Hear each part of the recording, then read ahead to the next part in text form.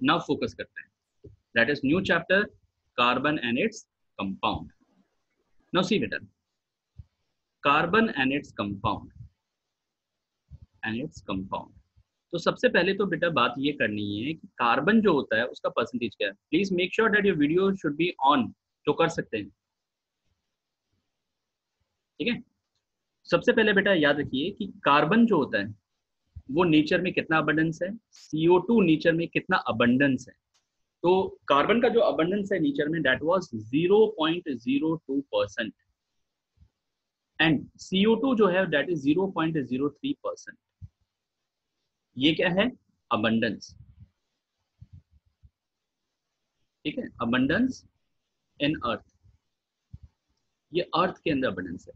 तो बेटा ये पूछा जा सकता है, तो मेक श्योर अबाउट दिस, ठीक है बेटा। कार्बन जो है वो हर लिविंग थिंग में प्रेजेंट है, कार्बन जो है वो हर लिविंग थिंग के अंदर प्रेजेंट होता है, इसीलिए इसकी केमिस्ट्री को बोलते हैं हम organic chemistry. This carbon compound is basically called as organic chemistry, हम इसको ऑर्गेनिक केमिस्ट्री के नाम से जानेंगे। Now what is organic, organic का deal, organic means what is organic chemistry, क्या डिफाइन करें बेटा। Organic chemistry is the chemistry which deals which with deals with carbon compound. Carbon. गलत, that is chemistry which deals, मैंने chemical लिख दिया,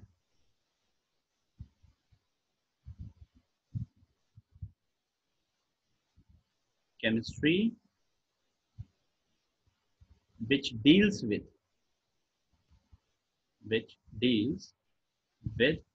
hydrocarbon, hydrocarbon मतलब hydrogen plus carbon की chemistry. All organic compounds जो इनसे बनेंगे सारे के सारे ऑर्गेनिक कंपाउंड होंगे, and all organic compounds found in living things, कहाँ पाए जाते हैं, फाउंड इन लिविंग थिंग्स, ये आपको लिविंग थिंग्स में मिलेंगे। लिविंग थिंग्स का मतलब क्या होगा बेटा, लिविंग थिंग्स का मतलब हो गया प्लांट, ठीक है, एनिमल्स, प्लांट्स में मिलेंगे आपको, एनिमल्स में मिलेंगे आपको, ठीक है, एसेट्रा, मतलब उनके वेस्ट प्रोडक्ट्स में भी ये चीज पाई जाती है। बात समझ में आ गई। तो this is important, this is the, यहाँ से छोटे मोटे क्वेश्चन आ सकते हैं। अब इस चैप्टर के अंदर we deals with many things, कौन कौन सी चीजें हैं वो ध्यान से सुनते जाओ। फर्स्ट आती है आपकी नेमिंग, या फिर हम पहले बात करेंगे बॉन्डिंग की, क्योंकि इंपॉर्टेंट है, बहुत वास्ट चैप्टर है, थोड़ा सा ध्यान रखना। और सबसे ज्यादा वास्ट लेता है इसका नेमिंग, नेमिंग हेडिंग के अंदर पढ़ना है आपको, ठीक है, जिसको हम नॉमेनक्लेचर बोलेंगे। नेमिंग में दो तरह की नेमिंग होगी, one is IUPAC naming, one is IUPAC naming, इसको हम बोलते हैं केमिकल नेमिंग, और दूसरी आती है इसकी common naming. Common naming, compounds को पढ़ना बहुत जरूरी है, इसको समझना बहुत जरूरी है। थर्ड आपका आ जाता है that is homologous series, homologous series. Fourth हम लोग टॉपिक पढ़ेंगे इसके अंदर आइसोमेरिज्म, आइसोमेरिज्म। फिफ्थ टॉपिक आता है आपका इसके अंदर दैट इज एसिटिक एसिड, और सिक्स्थ टॉपिक है आपके पास एथेनोइक एसिड, एथेनोइक एसिड। हम यहाँ पे अल्कोहल बनाना वगैरह सब सीखेंगे कि कैसे अल्कोहल बनता है, देशी शराब क्या होती है, बियर क्या होता है, रम क्या होता है, वोदका क्या होती है, एवरीथिंग, सब कुछ यहाँ पे पता चलेगा, किसे बोलते हैं, क्यों बोलते हैं, सब कुछ। Seventh is that is soap and detergent, soap and detergent. तो इतने सारे पार्ट्स हैं, ठीक है। तो काफी बड़ा चैप्टर है, बहुत ज्यादा ध्यान रखना पड़ेगा और थोड़ा फास्टर भी चलना है। तो मेक श्योर दैट साइमल्टेनियसली आप कॉपी लेके बैठे, कॉपी के अंदर नोट डाउन भी करते हैं। इवन तो मैं रिकॉर्डिंग करूंगा इसकी, और रिकॉर्डिंग भी भेजूंगा आप लोगों को, फिर भी याद रखिए इसको, ये आसानी से समझ में नहीं आता chapter. Alright, first start with the bonding concept. Bonding, तो बॉन्डिंग कंसेप्ट में आपको ज्यादा टाइम नहीं लगेगा, क्योंकि हम लोगों ने इसके पहले से बॉन्डिंग पढ़ चुके हैं, ठीक है। तो पहली चीज आती है इस बॉन्डिंग के अंदर कि जो कार्बन की केमिस्ट्री है, all carbon compound, all carbon compound, all carbon compounds are covalently bonded, covalently bonded, ये सारे के सारे कोवलेंटली बॉन्डेड, ठीक है ना, ये तो आपको पता ही है। कोवलेंट बॉन्डिंग क्या होती है? What is covalent bonding? Tell me. Sharing In of which electrons. sharing of electrons take Exactly. The bond formed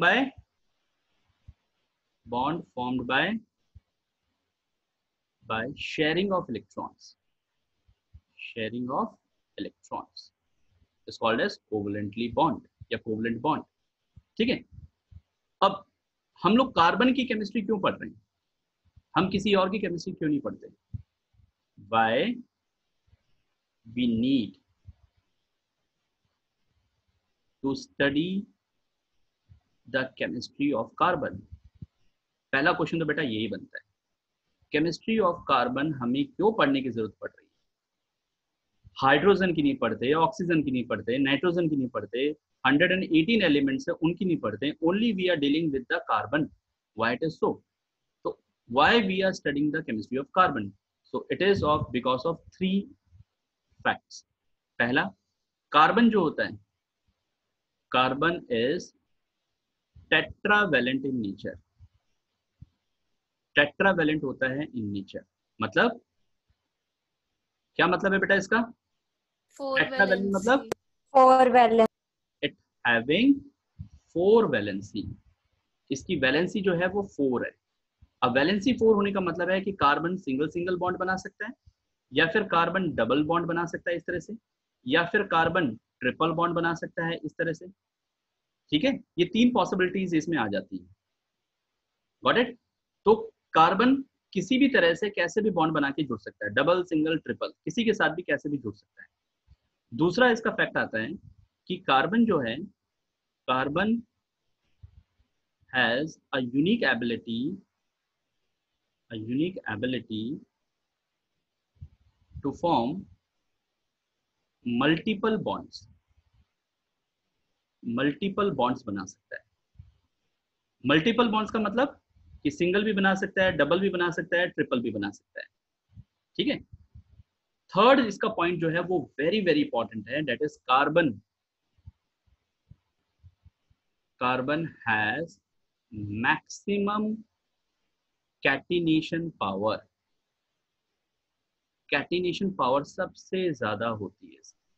now what is catenation power? Catenation power is, हाँ जी, what is catenation power? Anybody knows? Tell me. Self-linking Power to property share of electrons. carbon. Self-linking capacity, very good. That is the ability of atom to combine with itself. That is ability of atom to combine with itself. अपने साथ जुड़ने की क्षमता, ठीक है। और आप कह सकते हो इसको सिंपल लैंग्वेज में self linking capacity. Second point capacity. Second point is ability to form multiple bonds. मैं वापस से स्लाइड्स पीछे कर दूंगा, डोंट वरी, ठीक है। अब एक और बात याद रखना है, ये जो कैटिनेशन पावर होती है ना, कैटिनेशन पावर कार्बन की मैक्सिमम क्यों है, ये क्वेश्चन पूछा जाता है। तो catenation power is always directly proportional to, that is inversely proportional to size. ये साइज के इनवर्सली प्रोपोर्शनल होता है, and directly proportional to atom atom bond energy. Atom atom bond energy. तो अगर आपसे क्वेश्चन पूछ लिया जाए कि why carbon has maximum catenation power, तो आप क्या रीजन दोगे बेटा इसमें? Because its size is very small. Question आ गया कि वाई, मैं क्वेश्चन के फॉर्म में लिख देता हूँ, why carbon has maximum catenation power. Carbon के पास मैक्सिमम कैटिनेशन पावर क्यों होती है? तो बेटा इसका रीजन 2 है। पहला, that is due to its small size, उसका साइज छोटा होता है। दूसरा, Large amount of carbon energy. Carbon bond energy is very high. इस 2 रीजन की वजह से कार्बन मैक्सिमम कैटिनेशन करता है। अगर मैं कैटिनेशन का ऑर्डर दूं, कैटिनेशन ऑर्डर की अगर बात करें तो बेटा याद रखना सबसे ज्यादा होता है कार्बन, उसके बाद आता है सिलिकॉन, उसके बाद आता ऑक्सीजन। तो सबसे ज्यादा कैटिनेशन पावर है कार्बन की, फिर है सिलिकॉन की, फिर है ऑक्सीजन की। ऑल्दो आपको कार्बन से ही मतलब है, लेकिन सिलिकॉन के बारे में भी याद रखना, कार्बन के नीचे ही आता है। सिलिकॉन इज ऑल्सो टेट्रावैलेंट, लेकिन उसका साइज कार्बन से थोड़ा बड़ा होता है, इस वजह से ये थोड़े से वैल्यूज में जाता है। समझ में आया? तो थर्ड रीजन क्लियर हो गया। नाउ फोर्थ रीजन, जो फोर्थ रीजन है इसका, दैट इज कार्बन जो होता है। देखो हमने कौन कौन से पॉइंट्स रिकवर कर लिए। पहला पॉइंट हमने रिकवर किया, that is carbon is tetravalent in nature, मतलब उसके पास 4 वैलेंसीज होती है। दूसरा पॉइंट कहा हमने कि carbon has a unique ability to form multiple bonds, मतलब वो क्या बना सकता है, सिंगल बना सकता है, डबल बॉन्ड बना सकता है, ट्रिपल बॉन्ड बना सकता है। ठीक है। थर्ड पॉइंट हमने कहा कि कार्बन जो होता है उसके मैक्सिमम कैटिनेशन पावर है। ठीक है। मैक्सिमम कैटिनेशन पावर का मतलब समझ गए होंगे अब आप कि it is having self linking capacity. और इसमें भी क्वेश्चन पूछ लिया जाता है आपसे, इंपॉर्टेंट क्वेश्चन है, that is carbon has maximum catenation power क्यों है, तो आप रीजन बोलोगे because carbon has very small size and the carbon carbon bond energy is very high. ठीक है। कैटिनेशन पावर का ऑर्डर याद रखना। And the last point is carbon जो होता है, इट कार्बन टेट्रावैलेंट हो गया, कैटिनेशन हो गया, आइसोमेरिज्म हो गया, मल्टीपल बॉन्ड्स हो गए। आइसोमेरिज्म का नहीं लिखा है मैंने, carbon can No, isomerism. Isomerism detail में ही सीखेंगे हम लोग, वैसे आपको शॉर्ट में बता देता हूँ what is isomerism and what are isomers. Isomerism का मतलब होता है that compound having same molecular formula but differ in its structure, उसके स्ट्रक्चर में डिफरेंस हो, उसे बोलते हैं हम लोग दैट इज आइसोमेरिज्म। तो 4 पॉइंट्स की वजह से कार्बन की केमिस्ट्री पढ़ने की आवश्यकता पड़ रही है। Any doubt? बेटा वीडियो तो ऑन करो, come on No, fast. sir. हाँ जी, एनी डाउट टिल नाउ? तो अभी तक तुमने क्या क्या रिकॉल कर लिया? देखिए बेटा, फर्स्ट से कार्बन का परसेंटेज नेचर में कितना पाया जाता है? 0.02। 0.02. एंड कार्बन डाइऑक्साइड का 0.03%, या कई बार बोल दिया जाता है इसको 0.03 ppm पार्टिकल्स पर मिलियन। ये भी कंसंट्रेशन टर्म होती है, याद रखना, ऑब्जेक्टिव के लिए बन जाता है। ऑर्गेनिक केमिस्ट्री क्या होती है? ऑर्गेनिक केमिस्ट्री से chemistry which deals with the hydrocarbon. कभी मत बोलना कार्बन, पहले बोला जाता था carbon, nowadays we are saying that is hydrocarbon, means hydrogen and carbon chemistry. Carbon organic शब्द ही जो होता है वो लिविंग थिंग्स से मिलकर बना है, मतलब they are found in all living things. ठीक है। उसके बाद हमने पढ़ा दैट इज, ये टॉपिक्स आपको पढ़ने हैं। पहला आ जाता है दैट इज कार्बन की केमिस्ट्री जो होती है उसके अंदर सबसे इंपॉर्टेंट चीज, carbon is covalently bonded, all carbon compounds are covalently bonded. Covalently bond means that is mutual sharing जिसमें होता हो। पहली चीज हम आती है कि why we need to study the chemistry of carbon, हमें कार्बन की केमिस्ट्री पढ़ने की आवश्यकता क्यों पड़ी? Because carbon is tetravalent nature, it has a unique ability, it has a catenation power, maximum catenation power, and it can show isomerism. ये 4 point आनी चाहिए। अब आती है आगे की बात। ठीक है। तो पहले हम बात करते हैं कार्बन के फॉर्म्स की। कार्बन फॉर्म्स, कार्बन नेचर में 2 फॉर्म्स में प्रेजेंट होता है, one is pure forms, another is impure form. तो प्योर फॉर्म्स और इम्प्योर फॉर्म की बात होती है। प्योर फॉर्म्स कौन कौन से हैं और इम्प्योर फॉर्म कौन कौन से हैं? इम्प्योर फॉर्म्स, ठीक है, we called as allotropes of carbon, इसे हम कहते हैं एलोट्रॉप्स ऑफ कार्बन। क्या कोई बच्चा बता सकता है एलोट्रॉप्स क्या होते हैं? हाँ जी बेटा, वीडियो ऑन है तो फिर मैं बाहर सर, निकाल। एक एलिमेंट नेचर में बहुत सारे प्योरेस्ट फॉर्म में फाउंड होता है, उसको एलोट्रॉप्स कहते हैं। So pure forms and impure forms, 2 forms are there. Pure forms are carbon diamond, carbon graphite and carbon fullerenes, and impure forms are carbon black, lamp black. Lamp black and carbon black are the same thing, एक ही चीज होती है, जिसको आप काजल बोलते हो। काजल लगाते हो ना? क्यों उदित? काला टीका लगाया ना? Yes. वही वाले काजल। ठीक है, आदित्य ने लगा के बैठा है चारकोल और कोल। समझ में आ गया? नहीं लगाया। कोई बात नहीं, लगा लेना बेटा, नजर ना लगे तेरे को। नाउ तो हम पहले बात करेंगे प्योर फॉर्म्स की। प्योर फॉर्म्स, ठीक है। प्योर फॉर्म्स में सबसे पहले कौन सा आ गया बेटा आपका? फर्स्ट आ जाता है कार्बन ग्रेफाइट। मैं पहले कार्बन ग्रेफाइट की बात करता हूँ और इसके ऊपर बहुत सारी चीजें आपको बतानी है क्योंकि क्वेश्चंस लेके जाएगा ये, ठीक है। सबसे पहले बात करते हैं इसके स्ट्रक्चर की। How carbon graphite is structurally oriented. तो बेटा ध्यान से देखना और ध्यान से बनाना भी। इसका स्ट्रक्चर जो होता है वो is 3 dimensional Honey comb like structure होता है। इस तरह से स्ट्रक्चर मिलता है। कॉपीज लेके बैठना बेटा केमिस्ट्री की क्लासेस में, मेक श्योर।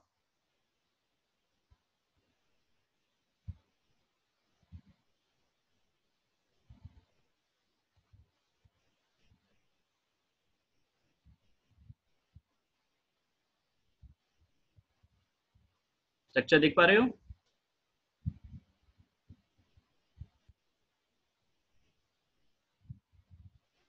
Yes sir. ठीक है, अब देखिए बेटा इंपॉर्टेंट बात क्या है वो बात समझो।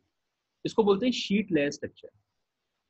Sheet layer structure, sheet layer structure, ठीक है। यहाँ पर कार्बन है, यहाँ पे कार्बन है, यहाँ पे कार्बन है, यहाँ पे कार्बन है, यहाँ कार्बन है, यहाँ कार्बन है, मतलब एवरीवेयर हर बेंडिंग पॉइंट पे कार्बन है। आप एंगल बता सकते हो कितना एंगल होगा इसके बीच का? ये जो बॉन्ड एंगल 90। 120 डिग्री, ठीक है, 120 डिग्री का एंगल होता है। ये जो बीच में जो डॉटेड बॉन्ड बना है, these are the weak bond. इन्हें क्या बोलेंगे हम लोग? Weak bonds.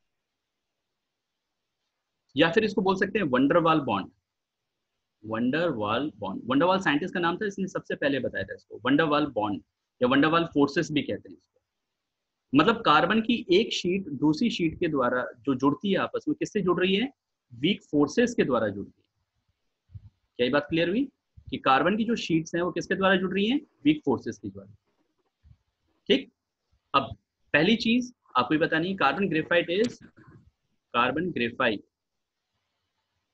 Is sheet layer structure या has sheet layer structure, sheet layer structure, ठीक है। पहली बात ये कार्बन ग्रेफाइट, देखो शॉर्ट में ऐसे लिखते हैं कार्बन ग्रेफाइट को, कार्बन के बेस पे लिखा जाता है। Carbon graphite is good conductor of electricity due to free electrons. अब ये फ्री इलेक्ट्रॉन्स आते कैसे हैं ये समझाता हूं, ठीक है। Carbon graphite is poor conductor of electricity का पुअर कंडक्टर माना जाता है। अब जरा एक बात समझना बेटा आपको बड़े ध्यान से। अब क्या होता है, कार्बन हम बोलते हैं ना लीडेड पेंसिल का मतलब क्या होता है? उसमें कोई लेड नहीं होता, उसमें होता है कार्बन ग्रेफाइट। जो हम लोग लीडेड पेंसिल लिखते हैं ना, लीडेड पेंसिल, तो उसमें लीडेड इसलिए वर्ड जोड़ा जाता है क्योंकि लेड का जो कलर होता है वो ब्लैक होता है, but actually it is made up of, किससे बनता है leaded pencil? Made up of carbon, graphite से बनता है, ठीक है। ग्रेफाइट की पतली पतली रॉड्स डाली जाती है उसके अंदर। तो बेटा ध्यान से देखना इस चीज को, हो क्या रहा है, जब आप थोड़ा सा इसमें फोर्स डालते हो तो एक लेयर दूसरे लेयर के ऊपर आ जाती है, जिसकी वजह से थोड़ा सा फोर्स अप्लाई करने पे एक लेयर दूसरे लेयर के ऊपर आ जाती है, जिसकी वजह से क्या होता है, यहाँ पे इलेक्ट्रॉन्स डेवलप हो जाते हैं, and these electrons are called as free electrons. समझ में आया? तो अगर आपसे पूछ लिया जाए why carbon graphite is a good conductor of electricity, तो आप बोलोगे due to the free electron, ठीक है, due to the free electron formed by, किसके द्वारा बने? Formed by sheet layer structure. Sheet layer के कारण ऐसा हुआ। हाँ जी बेटा बोलो। सर एक में आपने गुड कंडक्टर इलेक्ट्रिसिटी लिखा है, एक में बैड कंडक्टर पुअर कंडक्टर लिखा है। पुअर कंडक्टर ऑफ हीट है वो, पुअर कंडक्टर ऑफ हीट है। ठीक है, क्लियर हुआ आदित्य? सर कंसेप्ट क्लियर है बेटा ये नहीं है? सर ड्राइंग बना रहा हूँ। बना लो बना लो बना लो, जल्दी बना लो, वरना दिक्कत आएगी। ये बहुत ज्यादा इंपॉर्टेंट कंसेप्ट है। नाउ नेक्स्ट बात करते हैं हम लोग कि जो ग्रेफाइट होता है, ठीक है, इसका जो मेल्टिंग पॉइंट होता है it is very high, around 3500 degree centigrade. Next sheet पे ले लूं मैं इसको। Graphite has high melting point, इसका मेल्टिंग पॉइंट हाई होता है, दैट इज 3500 डिग्री सेंटीग्रेड। और डायमंड का तो इससे भी ज्यादा हाई होगा, ये बात याद है, ठीक है। नेक्स्ट इज सॉल्युबिलिटी की बात करते हैं तो it is totally insoluble, it is insoluble in most solvent. जितने भी सॉल्वेंट होते हैं लगभग उन सब में इनसॉल्युबल होता है। जैसे कि पानी ले लो, पानी के अंदर आप ग्रेफाइट को डालोगे, पेंसिल को डालोगे, कोई सॉल्युबल नहीं होता। अल्कोहल ले लो, उसमें भी डालोगे पेंसिल को, नहीं होता सॉल्युबल। तो हमें पता है कि इट इज ऑलमोस्ट इनसॉल्युबल, वो इनसॉल्युबल ही रहता है। नाउ एक इंपॉर्टेंट रिएक्शन है, that is effect of heat. Effect of heat, heat का क्या प्रभाव पड़ेगा इस पर? तो बेटा याद रखिए, कार्बन ग्रेफाइट, अच्छा क्लास ओवर हो जाए तो इसके बाद नेक्स्ट क्लास नहीं लेंगे, कल ही स्टार्ट करेंगे। कार्बन ग्रेफाइट की अगर हीट करते हैं तो हीट एटमॉस्फेयर में हीट होगा अराउंड 700 डिग्री सेंटीग्रेड पर। अगर जब इसको एयर की प्रेजेंस में हीट अप करते हैं तो ये क्या बना लेता है, कार्बन डाइऑक्साइड में कन्वर्ट हो जाता है। तो इट रिक्वायर्ड हाई टेम्परेचर, तो ये टेम्परेचर याद रखना है, इसलिए इंपॉर्टेंट हो जाता है। नाउ अब बात करते हैं इसके यूसेस की, कि कहाँ कहाँ इसको यूज करते हैं। तो फर्स्ट इसका यूज आता है, it is used as lubricant. क्या होता है बेटा लुब्रिकेंट? लुब्रिकेंट होता है जो प्रोवाइड करता है slippery action, which provide slippery action, जो स्लिपरी एक्शन प्रोवाइड करता है। जैसे कि एरोप्लेन के व्हील्स, जो एरोप्लेन के पहिए होते हैं, उनमें काफी ज्यादा फ्रिक्शन अगर होगा तो क्या होगा उस कंडीशन में, वो बहुत ज्यादा फ्रिक्शन की वजह से आग लग सकती है। तो उसके अंदर हम लोग ग्रेफाइट पाउडर डाल देते हैं ताकि उसमें आग ना लगे और व्हील्स आसानी से मूव करें, ठीक है। तो रोलिंग फ्रिक्शन के अंदर काम आता है। ऐसा क्यों है कि why graphite is used as lubricant, because it has slippery in nature, ठीक है। तो ये बात याद रखना, it is due to slippery in nature. आप ग्रेफाइट पेंसिल लेड को अगर हाथों से टच करके देखते हो तो आपका हाथ में स्लिपनेस आ जाता है, और वो इसलिए आता है क्योंकि उसका शीट लेयर स्ट्रक्चर है। ये बात याद रखना। दूसरी जो इंपॉर्टेंट इसका यूज है, that is it is used as moderant, it is used as moderant in nuclear power plant. Now ये मॉडरेंट क्या होता है, व्हाट आर मॉडरेंट?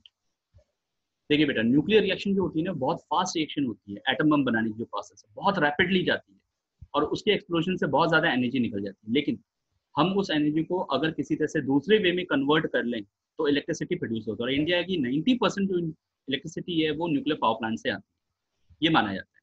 लेकिन एक समस्या है, अगर उसको आपको एनर्जी में कन्वर्ट करना है, इलेक्ट्रिसिटी में कन्वर्ट करना है, तो क्या करना पड़ेगा आपको, उसकी स्पीड को स्लो डाउन करना पड़ेगा।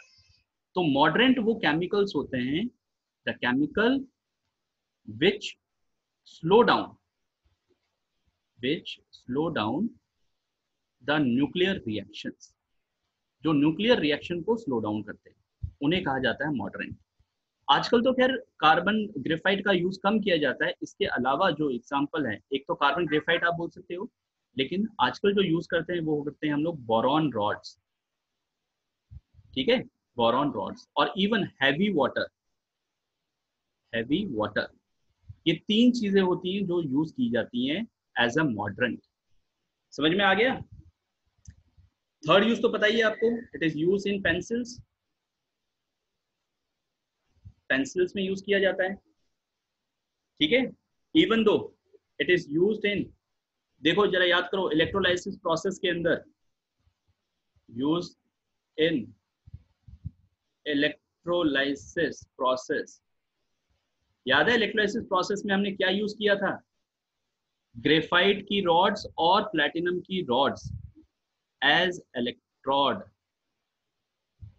याद आया कुछ? इलेक्ट्रोड्स की तरह इसको इस्तेमाल कर रहे थे हम लोग। क्यों? क्योंकि Yes. इनर्ट होती हैं। Got it? हाँ जी बेटा। सबसे Yes. इंपॉर्टेंट एक बात और याद रखना कि ग्रेफाइट का जो स्ट्रक्चर होता है, it is 2 dimensional structure. Graphite का जो स्ट्रक्चर है, this is 2 dimensional structure, 2D structure होता है, 2D sheet layer structure. Clear है? हाँ जी। Yes. Any doubt till now? Yes, You sir. can